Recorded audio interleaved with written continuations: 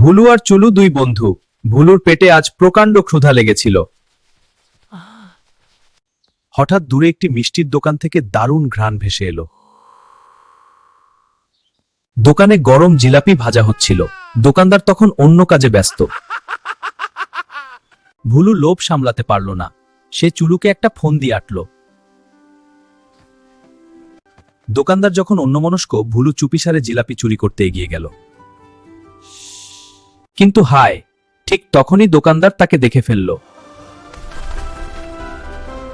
দোকানদারের তাড়া খেয়ে ভুলু আর চুলু জীবন বাজি রেখে দৌড় দিল। দৌড়াতে দৌড়াতে তারা ধপাস করে এক গর্তে পড়ে গেল। বন্ধুরা, এরপর কি হলো দেখতে সাবস্ক্রাইব করুন। গর্ত থেকে বের হওয়ার কোনো পথ নেই, তারা আটকা পড়ে গেল। ঠিক তখনই চৌদ্দ আয়ান সেখান দিয়ে যাচ্ছিল। সে তাদের সাহায্য করতে দড়ি ফেলে দিল। আমি ধরছি।